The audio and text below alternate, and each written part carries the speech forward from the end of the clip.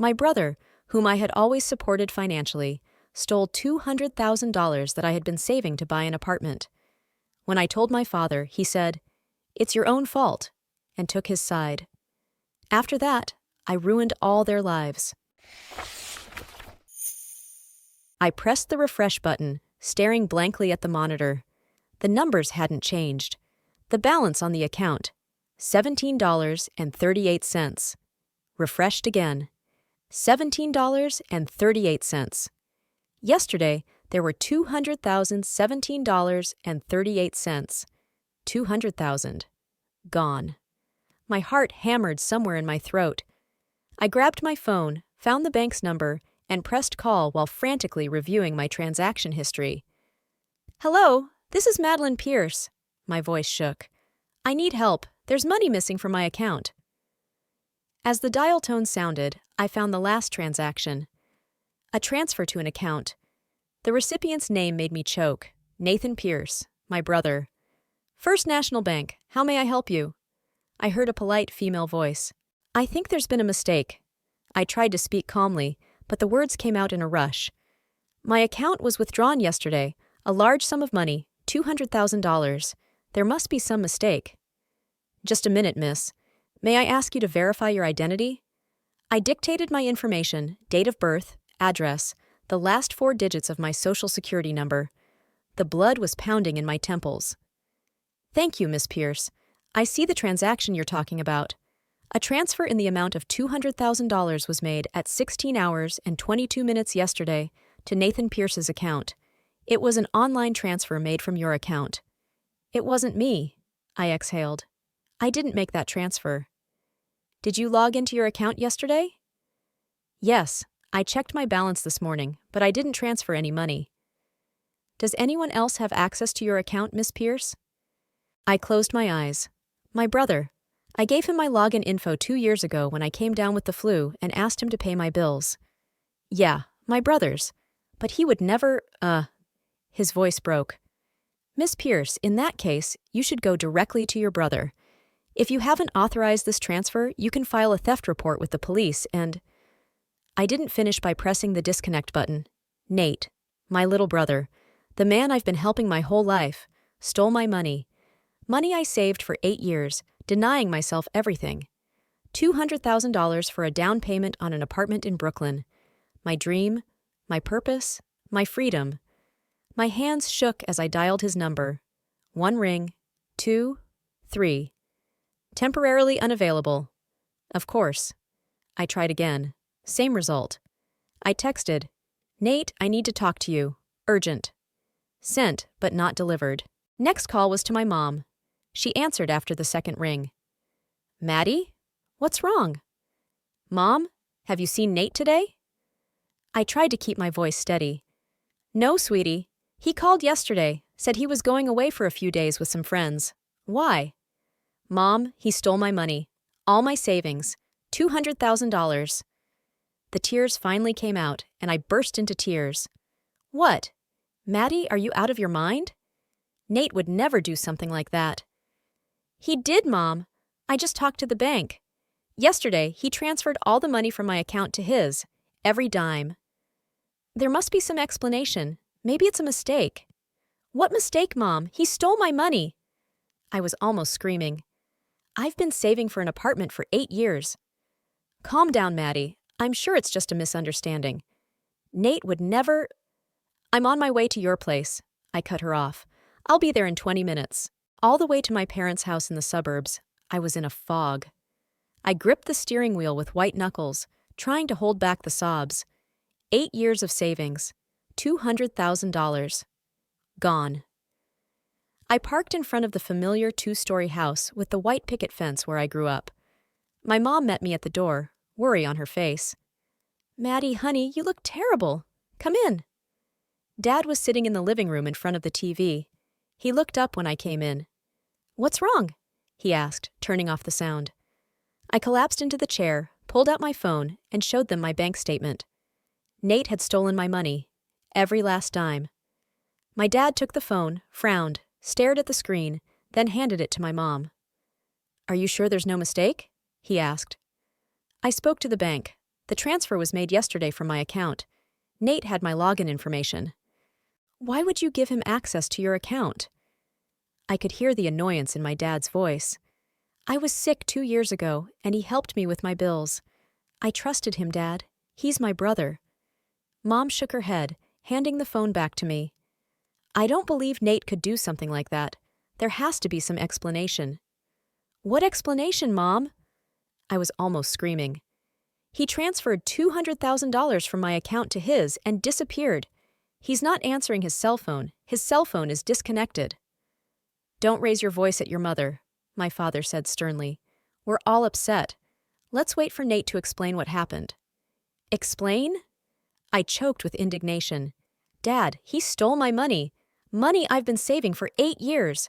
I lived on noodles and wore 1 pair of jeans to save for a down payment on an apartment. Maddie. My mom sat down next to me, putting a hand on my shoulder. Nate's your brother. He wouldn't steal from you. But he did. I showed her the phone again. There's the proof. Maybe he needed money fast, my dad suggested. Maybe he was in trouble. And that's why he stole all my savings? I couldn't believe my ears. Why didn't he ask? I've always helped him. Exactly, Mom said, suddenly hard. You've always spoiled him, Maddie. You gave him money when he asked for it, solved his problems. Maybe he thought you'd do the same this time. I looked at her. I couldn't believe what I was hearing. You're accusing me? That my brother stole $200,000? I'm saying you created a situation where Nate was used to relying on you for help, Mom replied. It's your own fault. The room spun around me. I couldn't believe what I was hearing. Are you serious right now? My voice was shaking. Your son stole my life savings, and you're blaming me? No one's blaming you, Maddie, my father sighed. But you've always indulged Nate. Maybe he doesn't realize how important that is to you. He doesn't? I jumped to my feet. I told him about my dream of buying a condo hundreds of times. He knew how hard I worked for it, and he still stole my money. We don't know for sure what he stole, Mom said stubbornly. Let's wait for him to come back and explain. What if he doesn't come back? What if he ran off with my money? Nate's not like that. Dad shook his head. He wouldn't betray his family. But he already had. I could feel the tears coming to my eyes again. He stole my money. Why are you protecting him?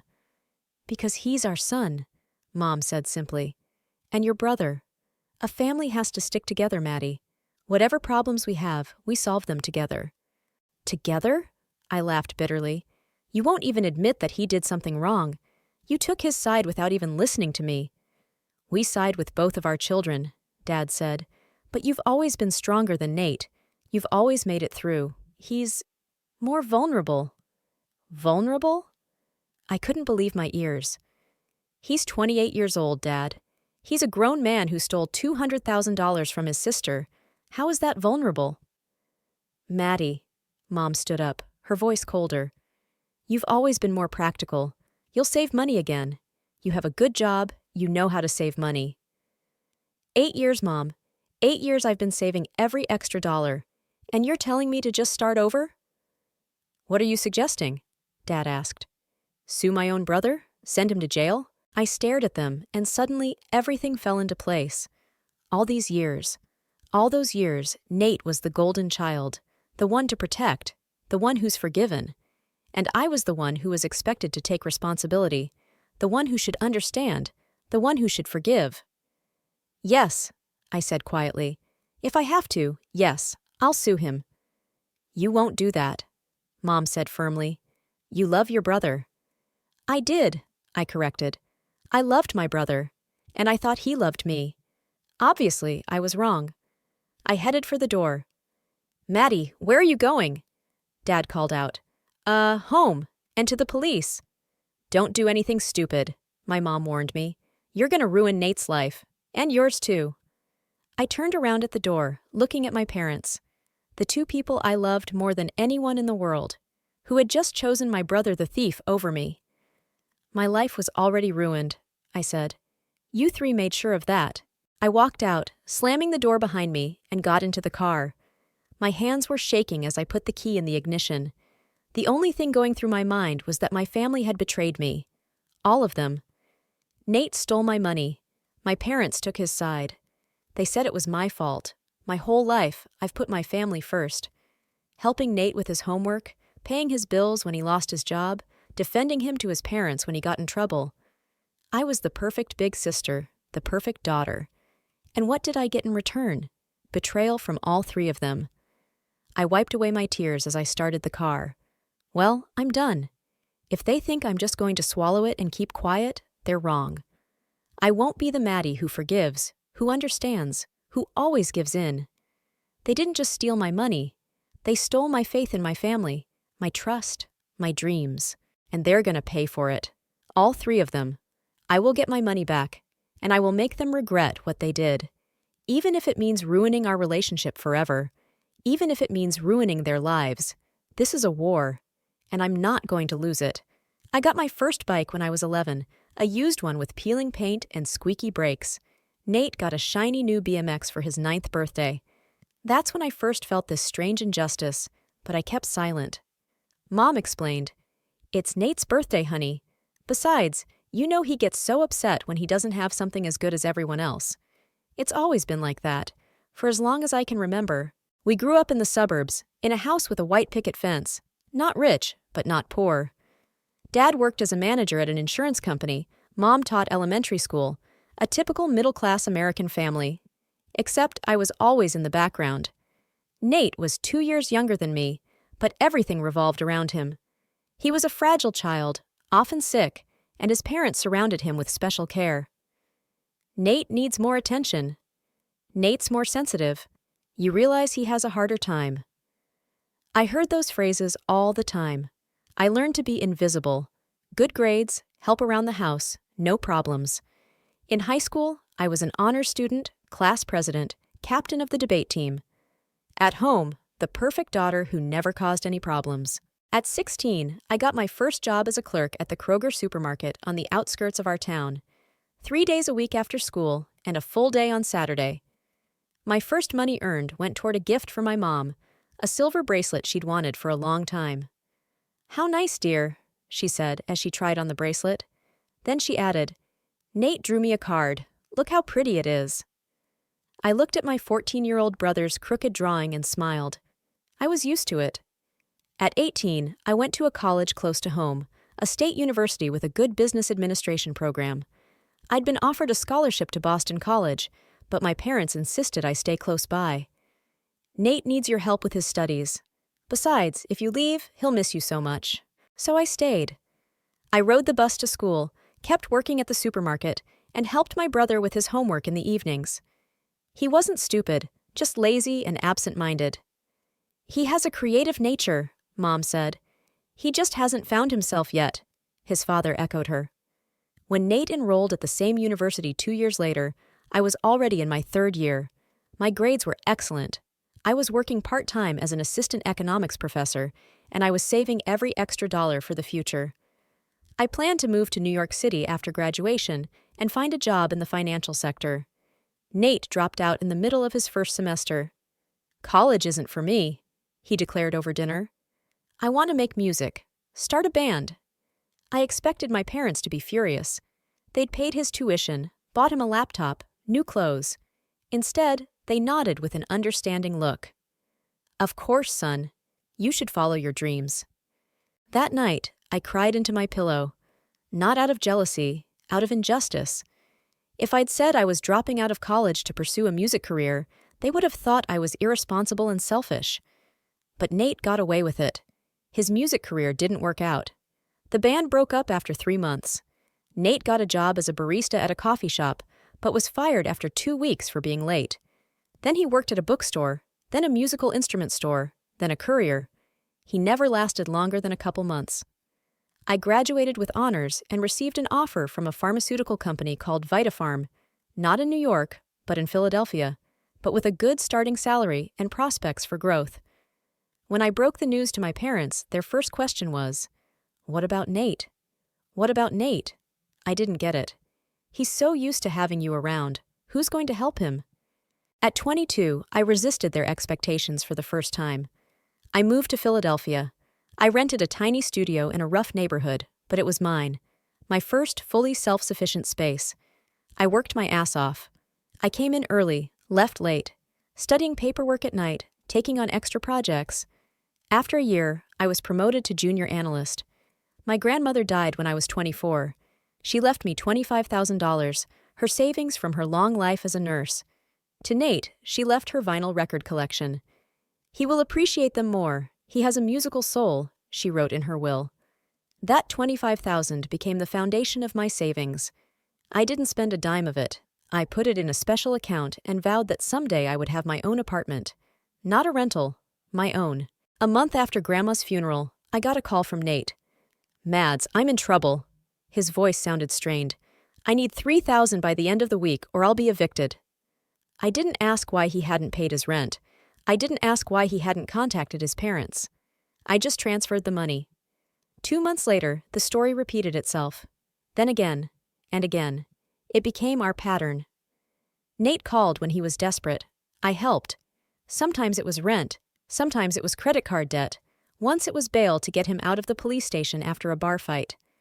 My parents knew I was helping Nate financially, but never interfered. "You're so generous, Maddie," Mom said. "It's good that you can support your brother." Dad nodded. I remember the day I first realized it wasn't fair. I was 26. I'd come home for Thanksgiving. Nate was 2 hours late for family dinner, showed up drunk, and announced that he'd been fired again.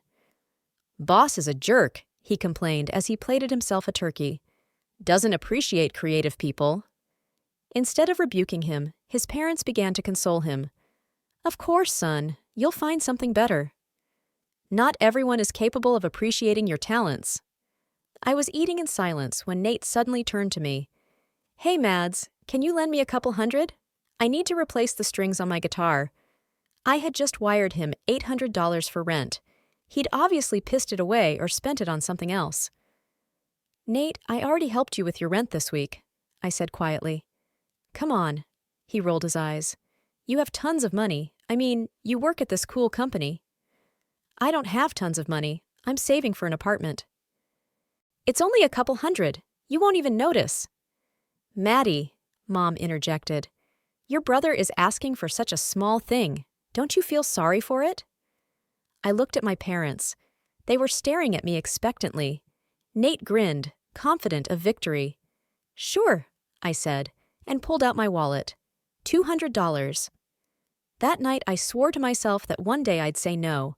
But every time Nate called in a panic, I couldn't say no.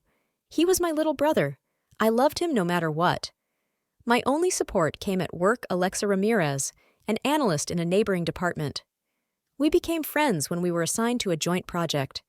She was sharp-tongued, straightforward, and had absolutely no tolerance for bullshit, the complete opposite of me. "Your brother is a leech," she declared when I once again canceled our weekend plans because Nate was in trouble. "And your parents encourage it." "He's just a little lost," I defended myself. "He needs support." "He's 30 years old, Maddie. 30. That's not lost. That's parasitizing his sister." Alexa was the only one who told me the truth to my face.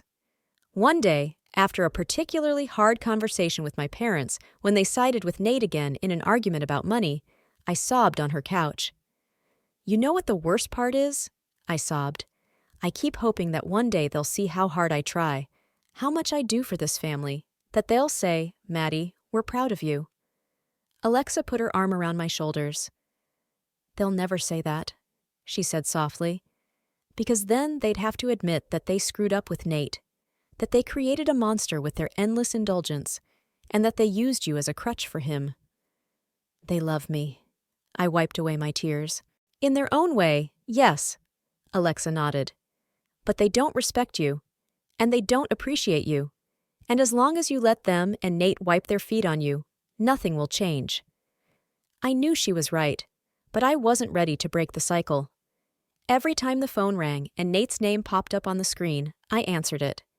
Every time he asked for money, I gave it. Every time my parents took his side, I gave in. It was easier that way.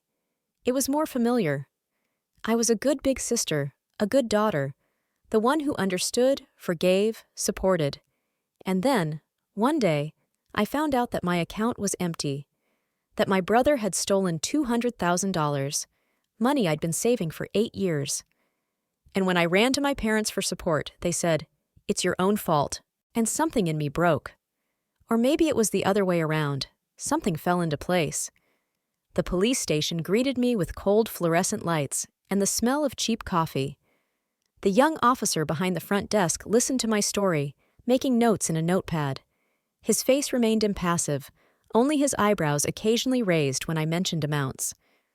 "So, you gave your brother access to the account?" he said when I was done. "Yes, 2 years ago, when I was sick." I fidgeted with the strap of my bag. But I didn't give him permission to transfer the money, much less all of it. He nodded and asked me to wait. 10 minutes later, I was escorted into a small office where a woman in a strict suit, Detective Lawrence, as she introduced herself, was waiting for me. "Miss Pierce, I understand your situation," she said after I had recounted the story again. "But I must warn you at once. Legally, your case is not an easy one." "Why?" "He stole my money. That's theft. The problem is, you voluntarily gave him access to the account. There's no evidence of hacking or coercion. From the bank's point of view, it's an authorized transaction." "But I didn't authorize the transfer." "I understand," the detective nodded. "But it's hard to prove. Your brother could argue that you knew about the transfer or even authorized it verbally." I felt the despair building inside me. "So he's just going to get away with it? Steal $200,000 and nothing?" "I'm not saying nothing can be done." The detective stepped forward. "You could file a civil suit. A court could order him to pay the money back. But criminal prosecution in these cases is complicated. What if I can prove that he planned this in advance, that it was a deliberate deception?" Detective Lawrence thought for a moment. "That could make a difference. Do you have that kind of evidence?" "Not yet, but I will." She handed me a business card. "If you find anything substantial, contact me. In the meantime, I suggest you consult a lawyer about a civil suit." I walked out of the station with a heavy heart, but a firm resolve. If the system can't help, I'll do it on my own. The first thing I did was call Alexa.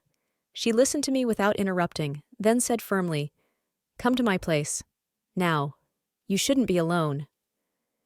Alexa lived in a modern apartment building with a concierge and underground parking the exact opposite of my modest rental apartment.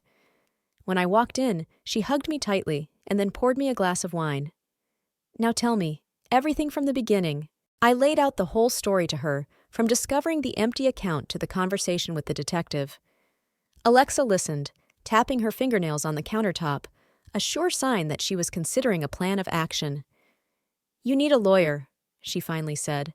"My cousin has a firm that specializes in financial disputes.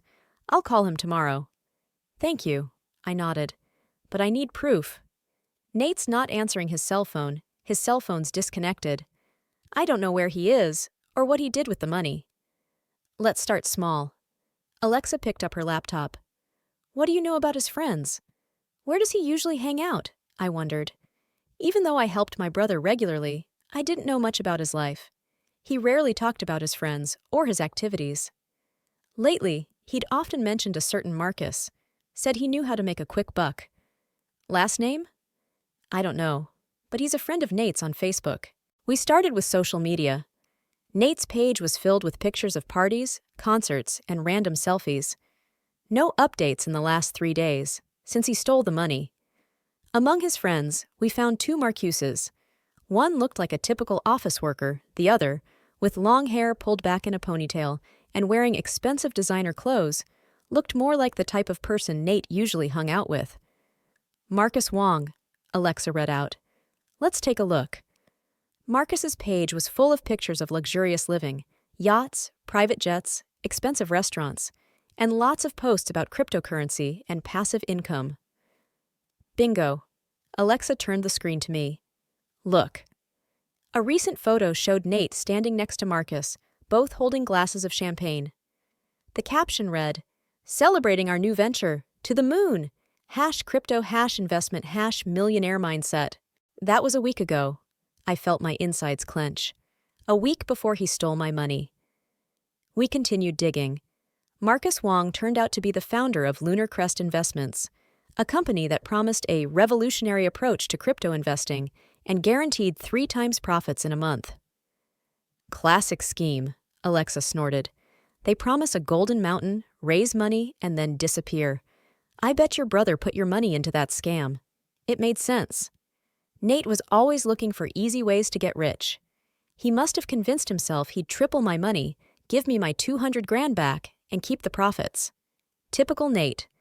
Impulsive decisions with no thought of consequences. I spent the next few days gathering information. I found the address of the Lunar Crest Investments office. It turned out to be just a co-working space in a business center. I studied their website, which looked professional, but was full of vague promises and empty phrases. Contacted the bank and got a detailed statement of transactions. Nate had transferred money from his account to the company account the same day he stole it from me. I started compiling a dossier, gathered all the texts and emails from Nate over the past few months, looking for hints of his plans. I tracked his social media posts, and slowly, a picture began to emerge. 3 weeks before the theft, Nate started getting interested in cryptocurrencies. He wrote about great opportunities and financial freedom. 2 weeks before, he first mentioned Marcus, calling him a financial genius. And a week before the theft, he wrote in a private message to his friend, "Soon to be in the money, big plans, can't give details, but I have access to some serious capital." He had planned for this, not an impulsive decision, a deliberate offense. But the real breakthrough came when I remembered the old laptop I'd lent Nate a few months ago. He returned it, but I never deleted his account. And now that I'd logged in under his name, I discovered a gold mine, his email. There were emails from Marcus explaining his investment strategy. There were messages from other investors sharing their successes. And, most importantly, there was an email from Nate to Marcus, sent 10 days before the theft. I can access my sister's money, about $200,000. She'll never know. She'll think it was a bank error or hackers. By the time she figures it out, we'll have tripled the amount. I'll give her the money back and tell her it was a temporary mistake. Everyone will be happy. I printed out that letter, my hands shaking with anger and triumph. There it was, proof of deliberate fraud. But the surprises didn't end there. In the same correspondence, I found mention of my parents. Nate wrote, "My parents know about the plan. They were hesitant at first, but I explained how it works. They agreed not to tell Maddie and to help calm her down if she suspected anything. They knew. My parents knew Nate was going to steal my money and not only didn't stop him, they agreed to be complicit.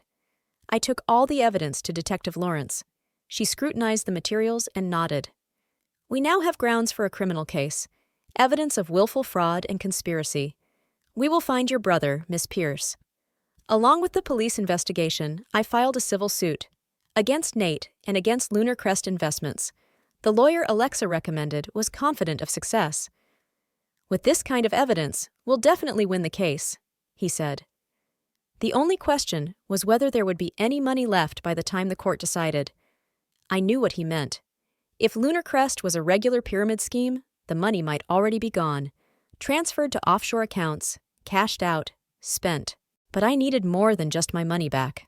I needed justice. Nate was found 3 days later in a hotel in Atlantic City. He'd already spent almost 20 grand on gambling and expensive restaurants. The rest of the money was actually invested in Lunar Crest Investments. When the police brought him to the station, I was there, sitting in the hallway, waiting for a chance to talk to him. He looked confused and scared as the officers led him past me. "Maddie?" He stopped when he saw me. "What's going on? Why did you call the police?" I stood up, feeling strangely calm. "You stole my money, Nate. $200,000. What did you expect?" "I didn't steal it." He was indignant. "I invested it. For both of us. In a month we'd have $600,000. "Without my permission, Nate. That's stealing. Come on, Mads." He tried to smile his usual disarming smile. "You know I would have gotten your money back. It was an opportunity for both of us." "Opportunity?" I could feel the rage rising inside. "You stole money I've been saving for 8 years, the money for my apartment, and you think you can just smile and everything will be okay?" "Maddie, please." His voice became pleading. "You don't want to send your brother to jail, do you? What will the parents say? Parents? I laughed a bitter laugh. The same parents who knew about your plan and agreed to help you trick me. His face changed. The mask of confidence fell away, revealing fear. You know? I know everything, Nate. I've seen your letters. I know you've been planning this for weeks. I know you made a conscious decision to steal my money. I know my parents knew about it. Maddie, listen. He lowered his voice. I can fix this. Marcus says the investment's already starting to pay off. In 2 weeks. Marcus is a fraud. I cut him off. Lunar Crest is a pyramid scheme. Your money, my money, is on its way to offshore accounts. You've lost everything, Nate. No. He shook his head. No, you're wrong. Marcus showed me the reports, the charts. It's all legit. Detective Lawrence contacted the Finance Commission. Lunar Crest is already under investigation for fraud in 3 states. Congratulations, you're not just a thief, you're also a complete idiot. Nate went pale. Maddie, please, he whispered. Help me, like always. I'm your brother. And that's when something in me finally changed. I looked at this grown man who had used me all my life, manipulated me, and now stole my money and had the nerve to ask for help. And I no longer felt pity or sisterly love, only cold determination. You're not my brother, I said quietly. A brother wouldn't steal his sister's life savings. A brother wouldn't plan for months on how to cheat her. And you know what? I won't save you again. Ever. You're going to jail, Nate. And that's just the beginning. I will take you down through the courts. I will destroy Marcus and his pyramid scheme. And I will show parents what it means to betray their own daughter. You won't do that. He grinned nervously. You're not like that. You always forgive. You always help. Not this time. I smiled, and that smile made him recoil. You don't know what I'm capable of, Nate, but you will soon enough, I promise. I turned and walked away, hearing him call my name. For the first time in my life, I didn't turn around at his call. For the first time, I didn't rush to save him. And that feeling, a feeling of power, of control over my own life, was intoxicating. I knew there was a long road ahead. I might never get all the money back. Maybe Nate would get a minimal sentence thanks to a good lawyer or parental support. But that didn't matter anymore. What mattered was that I had finally found my voice, my power, and I wasn't going to be silent anymore. I looked at my apartment, the one I'd rented for the past 6 years, and felt nothing. The small living room with the worn couch, the tiny kitchen, the bedroom that barely fit a bed and a closet, it no longer held any affection or regret. Just a box I lived in, saving every dollar for a dream that was stolen from me. Are you sure you want to move out? Alexa asked, helping put the books into the cardboard box. You could wait for the court to rule. I can't stay here anymore. I shook my head. Too many memories. Too many, victims. Alexa nodded. She didn't try to talk me out of it, and I was grateful for that. After Nate's arrest and the start of the trial, she'd offered to let me stay with her, and I'd accepted without hesitation. I needed a fresh start. I gave my keys to the landlady, explaining that I had to move out early due to family reasons. She was sympathetic and even returned half of my deposit, a small victory in a string of defeats. The guest bedroom in Alexa's apartment felt like a palace compared to my former rental. It was spacious, bright, with a private bath and a view of the park. In the mornings, the sun flooded the room, and for the first time in a long time, I could enjoy waking up slowly without thinking about saving every minute, every cent. Don't get too used to it, Alexa joked. You're here temporarily. Once you get your money back, you'll buy a better apartment than this one. I smiled back, but we both knew the truth. The likelihood of getting all the money back was minimal. Nate did invest it in Lunar Crest Investments, which turned out to be a classic Ponzi scheme.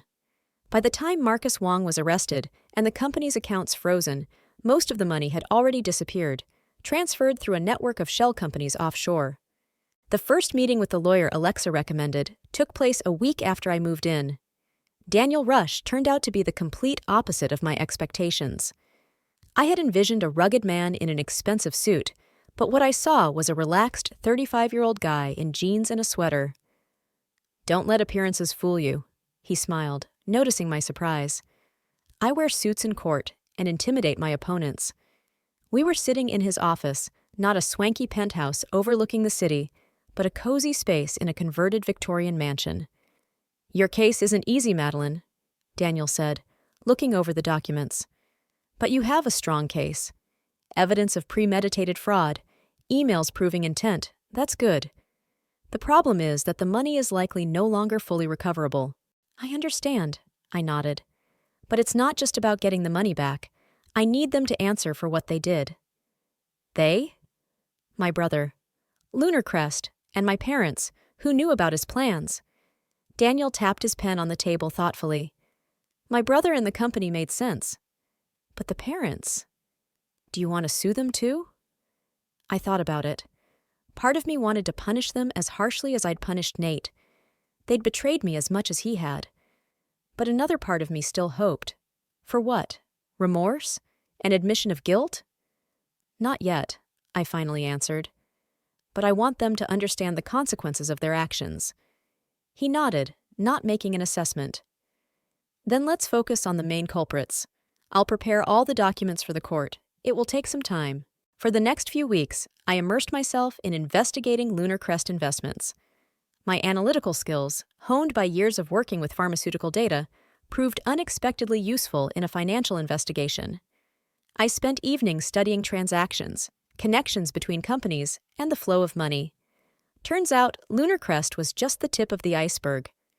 Marcus Wong ran a whole network of similar companies, changing names as soon as the previous one began to attract the attention of the authorities. He didn't work alone. He had a team of accomplices, each with their own role in the scheme.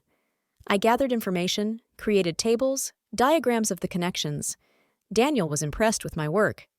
"You should have been an investigator," he said, looking over my materials during one of our meetings. "It's a more thorough analysis than many professionals." "I just want them to pay," I replied, but inside I felt a warm wave of praise. A month after the investigation began, I decided to anonymously submit the materials I'd collected to the FBI. Daniel helped me set up a meeting with an agent who specialized in financial crimes. "Impressive," Agent Clark said after reviewing my files. "We've been following Wong for some time, but you've filled in a lot of gaps.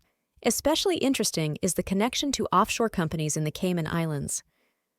"Will you be able to return the money to the victims?" I asked. "I can't promise," she answered honestly. "But with this evidence, we have a much better chance of freezing accounts and seizing assets. If I may, I'd like to engage you as a consultant on this case." The suggestion took me by surprise. I'd never considered a career in financial investigations, but the idea of using my skills to catch crooks like Marcus was attractive, appealing. "I'll think about it," I replied, and for the first time in a long time, I felt like I had a new opportunity in front of me. Along with the investigation, I started looking for a new job. My position at VitaPharm had always been stable, but now I realized that I had been limiting myself for years, refusing promotions and opportunities that required relocation or extra time, all for the sake of saving money, for the dream of an apartment, to be available to Nate and my parents. "It's high time you moved on," Alexa said when I shared my thoughts about changing jobs with her. "With your experience and skills, you could apply for positions at the Director of Analytics level." I updated my resume, set up my LinkedIn profile, and started sending out applications. To my surprise, it didn't take long for the offers to roll in. 3 interviews in the first week, 5 in the second week. Finally, an offer that was impossible to refuse. A position as head of analytics at MedLife, VitaPharm's main competitor, with a salary almost double my current one. When I announced my resignation, my boss was shocked. "Maddie, why? We've always appreciated you. We could offer you a raise, a bonus." "It's not about the money, Mark," I said. "I need a change. New challenges." That was true, but not all of it. It wasn't just about career. It was about me. It was about me finally starting to put myself first. The trial of Nate and the other Lunar Crest defendants was set for the fall. Daniel was confident we'd win the civil suit, but he warned that the process of recovering the money could take years. That didn't scare me anymore. I stopped dwelling on the past and started looking toward the future. Working at MedLife turned out to be exactly what I needed. Challenging tasks, responsibility, colleagues who valued my experience and knowledge. I was no longer holding myself back, no longer turning down projects that required extra time. I fully immersed myself in my work and found that I really enjoyed it. But the most unexpected change occurred in my personal life. Daniel, my attorney, gradually became more than just a legal representative. Our case meetings turned into long conversations about life, books, movies. He was an attentive listener with a sharp mind and an unexpected sense of humor. "Would you like to have dinner?" he asked after another meeting. I promised not to talk business, not unless you want to. I agreed, though a part of me resisted. Trust wasn't easy after betraying my family, but Daniel didn't rush things. Our relationship progressed slowly, giving me time to get used to the idea that not everyone used intimacy for manipulation. To my surprise, my parents tried to contact me several times after Nate's arrest. I didn't answer the phone. I didn't read the messages. I wasn't ready to talk to them. I wasn't sure I ever would be. "You're going to have to talk to them sooner or later," Alexa said one night. "At least to set the record straight." "I know," I sighed. "But I can't yet. Every time I think about them, I remember my mom saying, 'It's your own fault.'" How they sided with Nate, knowing he was planning to steal my money. "You have a right to be angry," she nodded. "And you have the right to decide when and how to have a relationship with them. Or not at all." It was a revelation to realize that I did have the right to choose. That family isn't just about blood ties.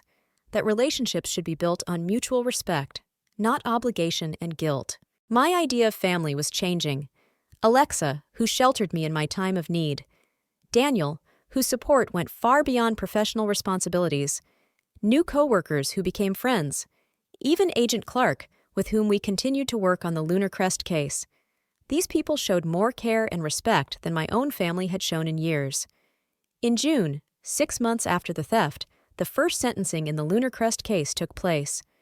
Marcus Wong received 8 years in prison for fraud and money laundering. His main accomplices also received serious sentences. The FBI was able to freeze and seize some of the assets, but as Daniel predicted, most of the money was irretrievably lost. Nate made a deal with the investigation, agreeing to testify against Marcus in exchange for a lighter sentence of 3 years in prison with the possibility of parole after 1 year. The civil suit ordered him to pay me the full amount of the stolen money with interest, but I knew it was more of a symbolic victory. Nate had no money or property to confiscate. After the verdict, Daniel invited me over to celebrate the victory. "It's not really a victory," I objected. "The money was still lost." "It's not about the money," he said softly. "It's about justice. The fact that you didn't let them get away with it. It's about how you've changed over the months." I thought about what he said. Indeed, I had changed. The woman who now stared back at me from the mirror bore little resemblance to the Maddie who had spent months saving every dollar, denying herself everything, who had let her brother and parents take advantage of her for years, who had always put other people's needs before her own. The new Maddie was stronger, more confident. She knew her worth and wasn't afraid to assert her boundaries. She built a career without sacrificing herself for others. She allowed herself to be happy despite past disappointments. "You're right," I smiled at Daniel. "Let's celebrate." That night, sitting in a restaurant with a glass of expensive wine, the kind I'd never allowed myself before, I realized that losing the money was, paradoxically, the beginning of my liberation. Liberation from the role of perpetual victim, from toxic family ties, from the limitations I had placed on myself. My dream of having my own apartment didn't disappear. But now it wasn't an obsession. It wasn't the sole purpose of life. Just one of many plans for the future. A future that I was now building on my own terms. I was no longer the Maddie who always gave in, always forgave, always sacrificed herself for others. I became a woman who knew her worth and wasn't afraid to demand respect. A woman for whom family meant not blood ties, but mutual support and care. A woman who was ready to start life anew, on her own terms. And for the first time in a long time, I was grateful for that change. A year and a half flew by. Autumn was replaced by winter, then came spring, summer, and fall again. Life took on a new rhythm. I no longer saved money on coffee, did not count every dollar, did not refuse to have dinner with friends in order to save an extra 10 for the dream of an apartment. I learned to live in the present, not dwelling on the future, and not constantly looking back to the past. At MedLife, I was promoted to director of the analytical department. Now I had my own team, more responsibility, and of course, a higher salary. I finally started a new savings fund, not obsessively like before, but sensibly. Some for retirement, some for a future apartment, some for traveling, something I had always prevented myself from doing. My relationship with Daniel had moved to a new level. We took our time, but gradually became an integral part of each other's lives. His analytical mind, sense of humor, and inexhaustible patience allowed me to learn to trust again. He never pressed, never rushed things, realizing that I needed time after betraying my family. I moved out after 4 months, renting a small but cozy apartment closer to the office. We remained best friends, and I will forever be grateful for her support during the most difficult time of my life. The Lunar Crest case ended in a complete victory for the prosecution. Thanks to my research and the materials given to the FBI, the entire fraud network was uncovered. Marcus Wong received 8 years in prison, his main accomplices 3 to 6.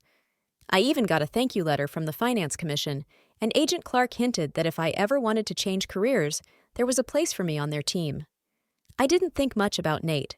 He was serving his time in a minimum security prison, and our paths seemed to be parted forever. My parents tried to contact me several times, leaving voicemails, writing emails. I read them but didn't respond. I needed time to figure out if I wanted to see them at all. A call from Nate caught me off guard. It was Tuesday, a normal workday. I was just preparing a presentation for the board of directors when an unfamiliar number popped up on my phone screen. Maddie? His voice sounded unsure. It was me. I didn't answer right away. My throat constricted with surprise. I know you probably don't want to talk to me, he continued, but I need to see you. I need your help. Of course you do. Nate always needs something. Nothing's changed. Why? My voice sounded flat, unemotional. I got out early, for good behavior, he said quietly. I have nothing, Mads. No job, no money, no place to live. My parents. They can't help. Why not? They put their retirement savings into one of Marcus's schemes. On my advice, his voice trembled. They lost almost everything. I closed my eyes. This was it. My parents had finally learned their lesson. Years of indulging Nate, turning a blind eye to his irresponsibility, they'd ended up victimizing him themselves. I'm sorry, I said, and it was the truth. I didn't mean to hurt them. Maddie, I know I screwed up. I know I hurt you, but I really need help. At least talk to me. A year ago, I would have rushed to his rescue immediately. Now I just felt tired. Not anger, not revenge, just tired of this endless cycle. Okay, I said at last. I'll meet you at the Bluebird Cafe at 6 o'clock tonight. Do you know where that is? Yes, thank you, Mads. I cut the call before I finished. Then I called Daniel and told him about the meeting. Do you want me to go with you? He asked. No, that's something I have to do on my own, I replied. But maybe we could have dinner afterward? Sure, just call me when you're done. Nate looked older. Prison, even with its minimal regimen, had taken its toll on him. Gone was the cocky smile, gone was the sparkle in his eyes. In front of me sat a man in his 30s who looked 40. Thanks for coming, he said, nervously twirling his coffee cup in his hands. I nodded, waiting for him to continue. I messed up, Mads. Not just with you, with everything. My parents are barely making ends meet. Dad had to go back to work, even though he was going to retire. Mom sold her jewelry to pay the bills. That's their choice, I replied calmly. They're adults who make their own decisions. So do I. He lowered his eyes. I can't blame anyone but myself. Prison. It gives you a lot of time to think. I've been in group therapy. They say I've spent my whole life avoiding responsibility, putting it on other people. You. I didn't say anything. What can I say? He's right. I want to make this right, Maddie. Give you your money back. Help your parents. To be, normal. Why are you here, Nate? I asked you straight up. What do you want from me? Help me get back on my feet. He looked me in the eye. One last time. I swear I'll pay you back every cent. I'll work day and night. I've changed, I really have. I looked at my brother and felt nothing. No anger, no resentment, no love, just tiredness and a strange calmness. "No, Nate," I said softly. "I'm not giving you the money. Not ever again." His face contorted.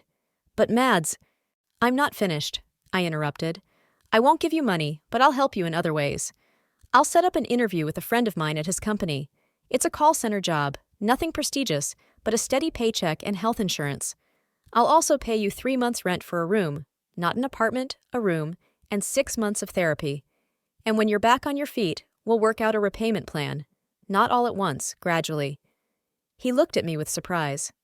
"Why are you doing this? After everything I've done?" "Because you're my brother," I answered simply, "and because I believe in change. But I have conditions. You'll go to therapy regularly. You will work, even if you don't like it.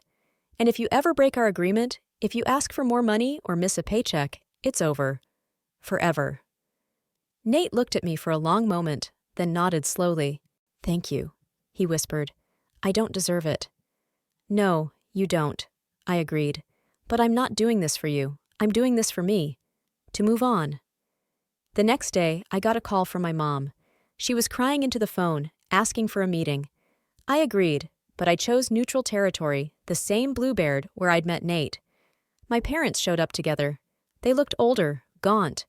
My mom couldn't hold back the tears. My dad avoided looking me in the eye. "Maddie, honey," Mom began, "we are so sorry for you." "We went blind," Dad added. "We didn't see how we used you, how we betrayed your trust." I looked at them and thought about how long I had waited for those words, how I'd longed for them to finally see me, to appreciate me, to put my feelings above Nate's. And now that it was finally happening, all I felt was emptiness. "Maddie, please," my mom took my hand. "We want to make things right. Back into your life." I gently released her hand. "I don't hold a grudge against you," I said calmly. "I really don't. I understand that you loved Nate in your own way. You wanted to protect him, but you forgot that I'm your daughter too, that I deserve to be protected and loved too." "We know that," Dad nodded, "and we regret every day." "I don't want you to suffer," I continued. "I helped Nate with a job and a place to live. I'll help you if you need it. But I'm not going back to the way things were. I can't." "What does that mean?" Mom asked, scared. "It means we can see each other sometimes, call each other, but I will no longer be the daughter who always gives in, always sacrifices herself for others. I've changed, and our relationship has to change too." They listened in silence, with pain in their eyes. But I felt like I was doing the right thing. For the first time in my life, I was setting healthy boundaries. Not out of revenge, not out of a desire to punish, but out of self-love. 3 months after those meetings, I finally did what I had dreamed of for 8 years. I bought an apartment. Not a luxury apartment in a prestigious neighborhood that I had dreamed of before, but a small but bright one-bedroom apartment in a nice, quiet neighborhood. The down payment was less than I had originally planned, and the mortgage stretched over a longer period of time, but it was my own space, my home. Daniel helped me with the move, arranging furniture, settling in. We spent more and more time together, and one day he just didn't leave.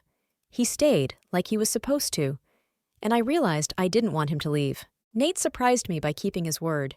He worked at a call center, went to therapy regularly, and started paying off my debt, little by little, but steadily.